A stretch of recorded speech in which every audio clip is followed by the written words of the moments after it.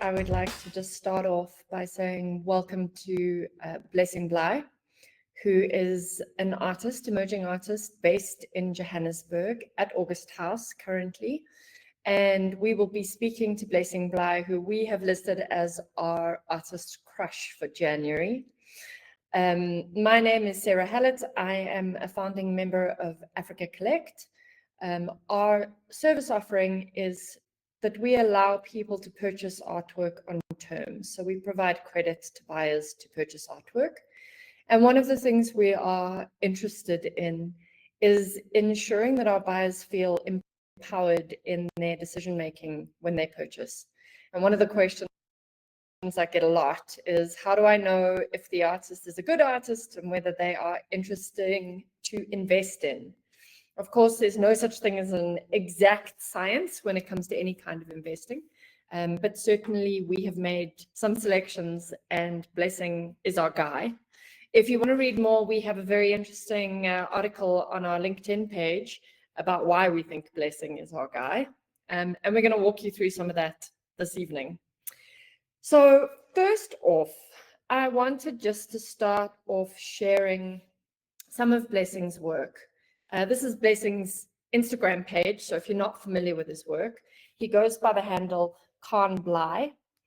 And he does this very interesting kind of deconstruction of the world.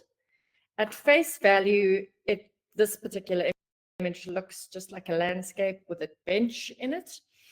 But if you pay much closer attention, what you'll see is that there are various architectural elements that he has separated out from the world, reorganized and put back into the world. And in so doing this, he makes the world both recognizable and unrecognizable. So we feel like we've seen some things here, but we're not exactly sure what all the elements are. So it creates this kind of dreamlike space in each of his works. So my very first question to you is, Blessing, your work often explores themes of kind of urban decay and cultural heritage. And yourself, you grew up in Troyville. You're a Joburg boy, born and bred. But I'm just very interested in why you think, like, what aspects of Joburg's landscape and culture are you trying to highlight in your work? Kind of started, this was 2013. And this is, so just straight after high school. So I finished in 2012. And then in 2013, there was just some kind of mishap at home. So basically I was kicked out and I got to stay in some very, very interesting buildings, and most of which were old school buildings, and some, I guess, old heritage, like a heritage site, so to speak. And the architecture inside had a lot to do with, I guess, other countries. And so for me, that's where the first influence came from.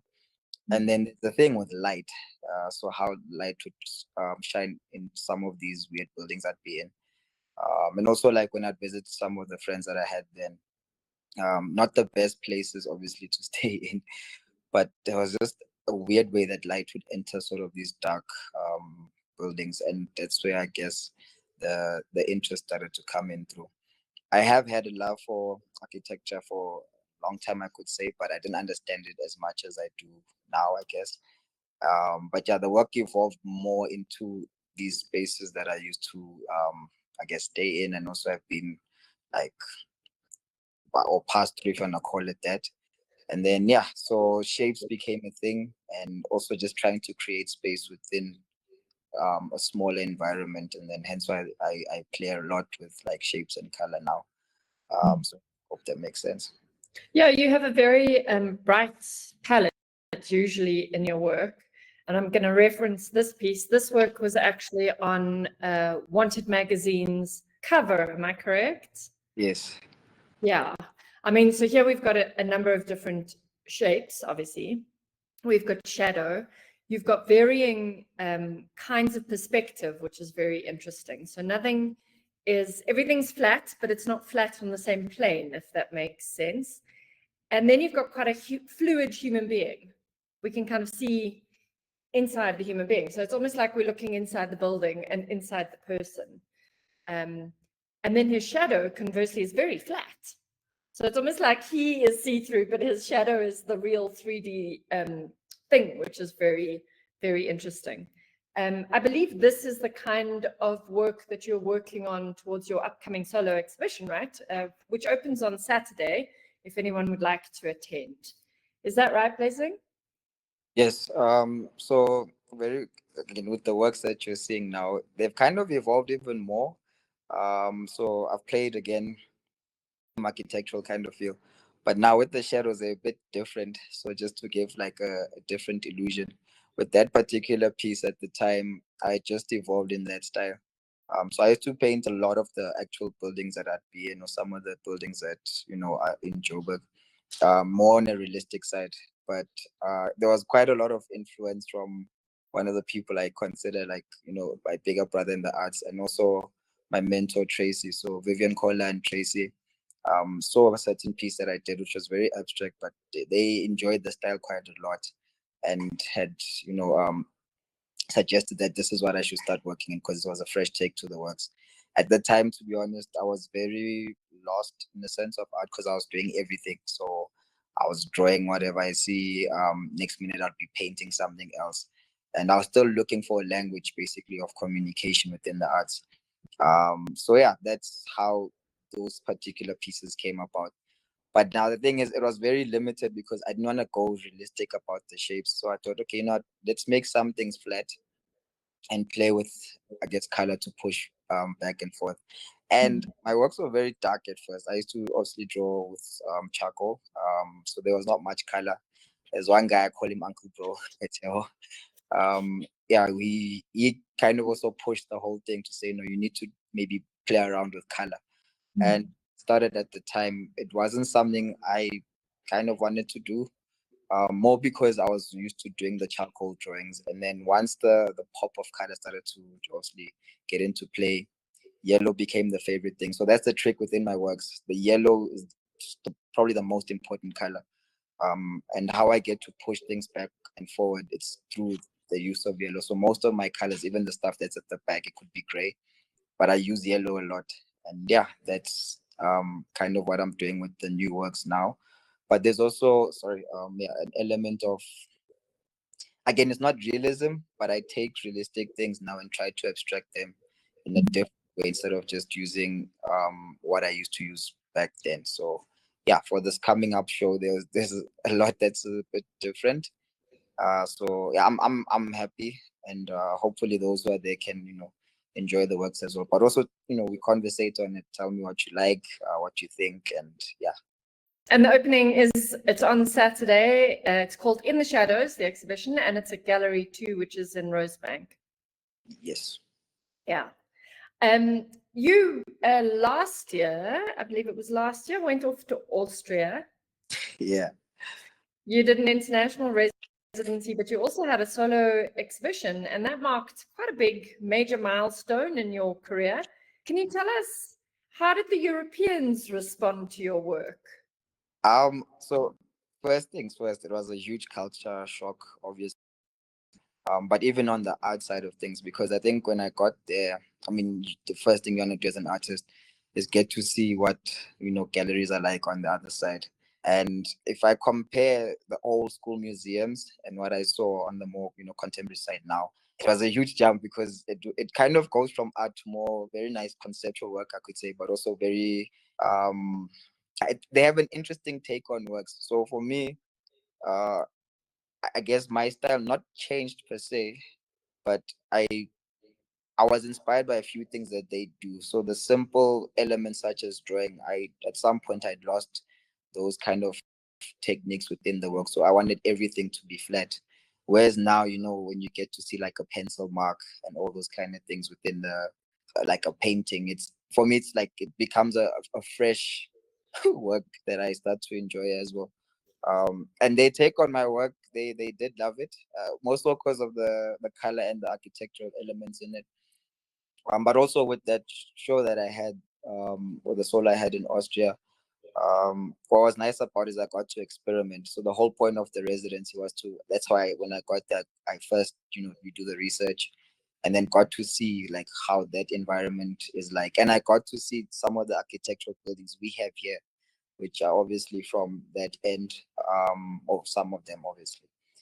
So yeah, they had a different kind, it influenced me to kind of push the works to a different, how do I put it?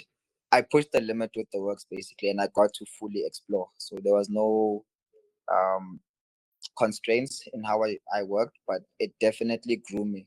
And obviously, in the quality of the works now, there's certain things that you get to learn um, during a residency, and it's what's playing in my works right now. So, for example, the straight lines are straight lines, and Yeah. whatever has to be organic is organic. So there's no things look intentional. Let me put it like that. But Yeah. yeah, they've taken the works in quite well, and I've gotten a good break, if you wanna call it that, on that end. So I'm quite happy with, I guess, the first part of that experience. So I yeah. think I'm going to just put another work on the screen. You were talking about, lines need to be straight.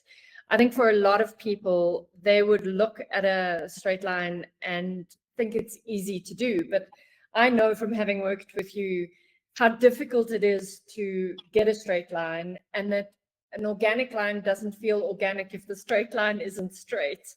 In this particular piece, you have a swimming pool floating in the sky.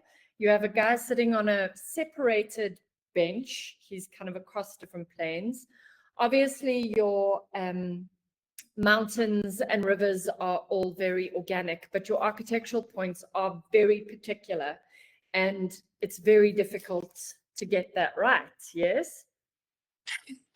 Yeah, so it's, again, with this particular piece, struggled a bit when I first started, obviously, because I used to make lines with paper. And then eventually, when you get to learn different techniques, then you realize, okay, no, it takes longer. So my works don't, I mean, it was easier to paint this way, but now there's, like I go through masking tape a lot, for example. But if something goes wrong with the lines, like you have to start it again because it's very obvious that, it's not a straight line. So it's not as simple as how I used to do them before. But what I love now is obviously within that process, you get to learn again other techniques within making lines. So I've I'm kind of learning to master an actual straight line. Yeah. But yeah, it has been like a whole process. So even with the works, if I just miss one element, in order to fix it, I have to go back Yeah. in a lot of the pieces, unless it's an intentional thing where you're building them up together. Sure. But apart from that, yeah, making straight lines is not as simple as it But it looks. is the thing in your work that kind of makes this very surrealist space, because I guess when I think of the word dreamlike, everyone thinks of kind of things that are floaty and soft maybe, but because your lines are so straight, it makes your mountains feel more curvy. And I think that kind of surrealist, dreamlike thing that's happening here only really exists because of your precision in your technique.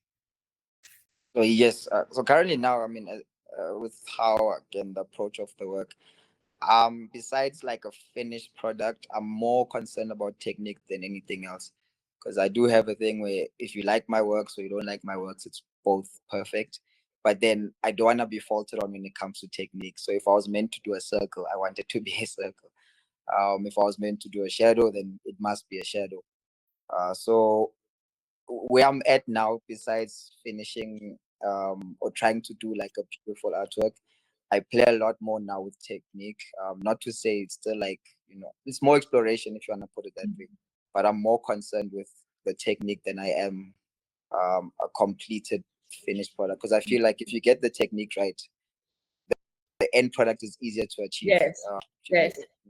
I actually think So, that's quite an important note for people who are avid collectors. That an artist, not everything an artist makes is going to be successful or perfect or amazing. They're not machines. That's not how they work.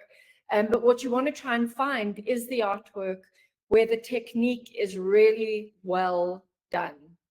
where the composition is very well thought out, where the color is clean. You know, these are things that as people go along their collecting journey, they need to start to pay attention to, because there are definitely good Irma stones and there are bad Irma stones, believe it or not, and they will achieve different prices at auction when they're sold. So we want everyone to have a good, amazing Irma stone and make their millions.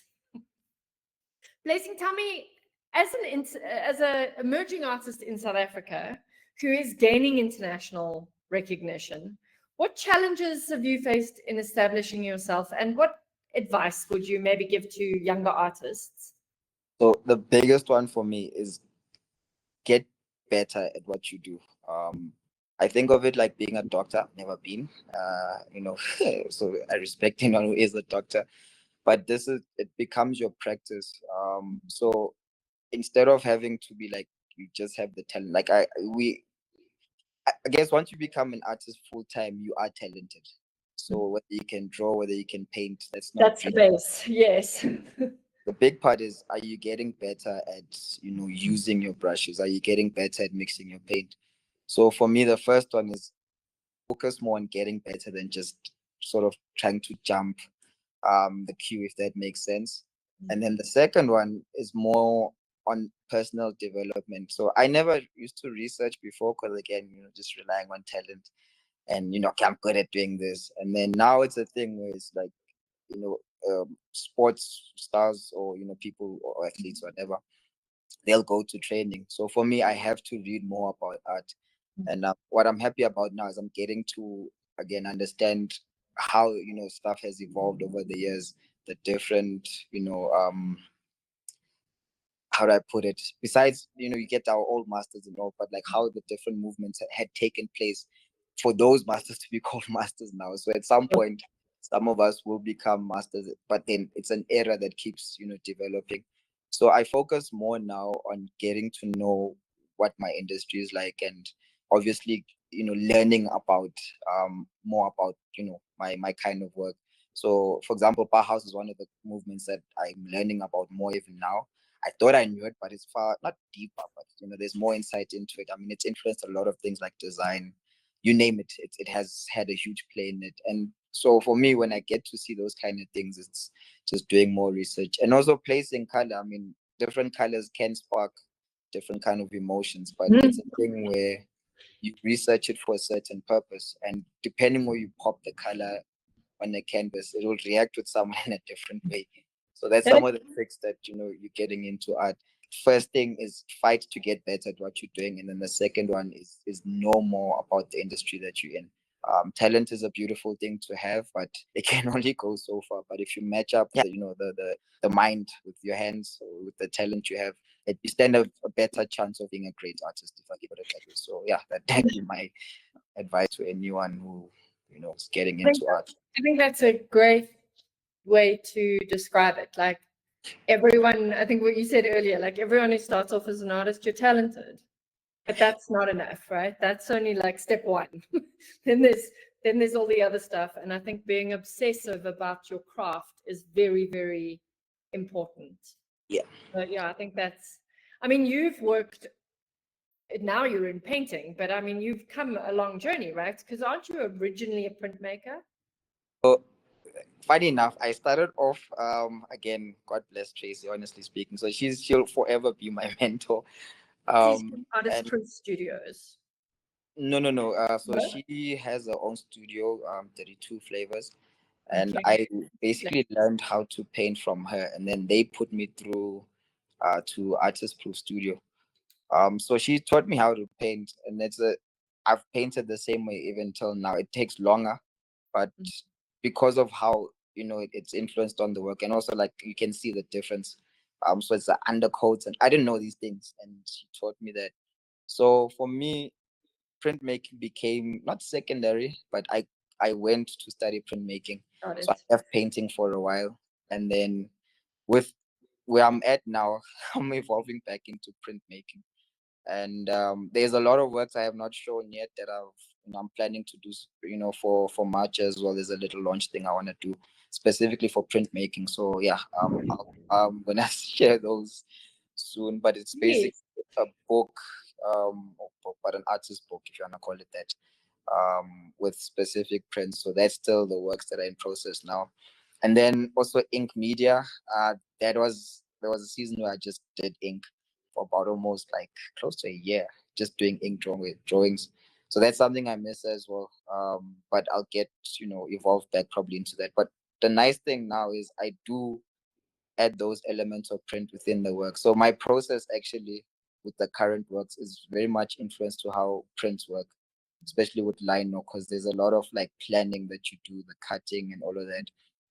And yeah, hopefully eventually I can, have both prints and paintings within the show. But yeah, we're getting there. We're getting there. Yeah, of But course. I am a printmaker by profession. Sure. But I yeah, paint. I think, I mean, that's also quite an interesting thing for people to kind of wrap their head around, is that just because you studied one thing doesn't mean that that's what you are necessarily practicing or using, and that you might go back or forwards between mediums if you feel comfortable enough to do that. And not all artists, by the way, are printmakers, or not all artists feel comfortable printing, or their work suits printing. But the really nice thing about printing is, and we're not talking about digital printing, I just want to be clear. This is where you would take a plate, and it's an intaglio process, which means you would, in lino, you cut into the plate, you then ink the plate up, you put paper on top of it, and you roll it through a machine. And then the paper that comes up has a print on it. And when an artist makes a print, they will decide sort of at the beginning of their process how many editions they're going to make of that print. And once they've made all that, all those additions, they will destroy the plate. So no more of that print will ever be made. So if they've decided it's 10 or 50 or 150, William Kittredge often does very many editions of something. Once they've hit that limit, the plate will be destroyed. So a lot of people often ask us, is it an original artwork? The answer is yes, it is. But because there are multiple versions of it, it is typically a cheaper way to purchase an artist's work. So it's an amazing thing to do if you're a young collector, is to buy prints. It's a great way to get into the business. And I'm looking forward to seeing Blessing's prints when they come out, because we've been talking about them for a while. Blessing, this exhibition on Saturday, you've got, please remind me, I think you said you had 15 or 18 works on show? I think I have 13 works, I sorry. think They're I all think, brand but new. it's between 13 and 15. I have Okay. They're all brand new works, right? You made everything for this exhibition. So yes, and then others was like I obviously when you start work, again generally I'm trying not to work just towards shows. So Sure. I'll build up some works, and then eventually, like with the final bits, it's like okay, these ones I'll finish them off for this particular show. But yes, it's fresh works. Some finished in December, so I worked in December, and then others finished recently. So yes, those are new works that So are hot out of the oven is what we're saying. yes, in my opinion at least. So I think the big message here is obviously you absolutely must follow Blessing on his Instagram feed. And for those people who missed it, his handle is Khan Blaai. And I definitely would like to suggest that you come and see the exhibition, which opens this Saturday. And if you want to know more why we think he is such a great investment, please go and visit our LinkedIn page. The rule of thumb that we have been applying to artist crushes is people who we think are doing something different. So innovation is typically the thing that makes an artwork interesting and sustainable. So this could be in the medium, it could be in the subject matter, it could be in the color, it could be in the visual language. Those are artists who will stand out above the rest of them. And to Blessing's point, talent is only one portion of the game. So the other thing we look at is, does the artist have their head screwed on right? Are they participating in the market in the way that their works are going to ultimately increase in value? And we believe that Blessing is one of those artists. So definitely you must go to the show. Blessing, as we're kind of closing up, is there anything else you'd like to tell us about your work, or anything interesting about you that we think that we've missed that you think our audience would love to know? About that. So yes, there's a weird thing I do in my works. I hide stuff. Easter So eggs. for example, there was a time where obviously, we go through phases in life, and at the time I was literally, sort of confessing things or cries for help. But now there's more joyful stuff hidden in the work. So with this particular show though, I've done more simpler kind of techniques with the works. But if you look at them in a certain angle, you might figure out what the thing is. So that's what I like. It's like That's within the work. great. I love that. I love that insight. You Yeah. heard it here first, folks. So that's the current, I guess, interesting part about the work. But yes, there's just those elements hidden there. Amazing. Amazing, amazing. I think always the exciting part for me, because I work with a lot of artists and I see a lot of their work, obviously, and I see work in progress and I see it finished. I always get excited to actually see the final product, the exhibition. There's something so beautiful about realizing that dream, because it does take artists a long time to get to that point. It's quick for us to walk around the exhibition, but it's taken them months, and a lot of effort, a lot of stress, a lot of energy, a lot of emotional output to make the work. So I really encourage you, if you do go to the show, take a moment, like really, to Blessing's point, you can find the little secret Easter eggs, but I want you to take a moment to really look at the work. Like, now you've seen the artist, you've met the guy, maybe work out, what's really going on there, because it will give you a deeper level of understanding into each of the pieces. With that, I think we are going to wrap up for this evening. I'd like to thank you very much, Blessing, for your time. I appreciate it in the pouring rain. And I would like to say a big up to Blaai Braamfontein, who let us use their offices, which, if you can see behind me, has spectacular artwork everywhere around the offices. So we would like to say a big up to them. We love people who love artwork all around them. So it's a perfect place for us to do this. So big up to them for helping us out there. And guys, we really, really, really hope that we'll see you on Saturday. It's this Saturday, the 8th of February. Blessing, what time does it open? 11 for 11:30. Let's call it 11:30 at Gallery 2 in Rosebank. Don't miss out. I think it's going to be a very special show, and I hope that we'll see some of you guys there. Thank you very much, everybody. Cheers.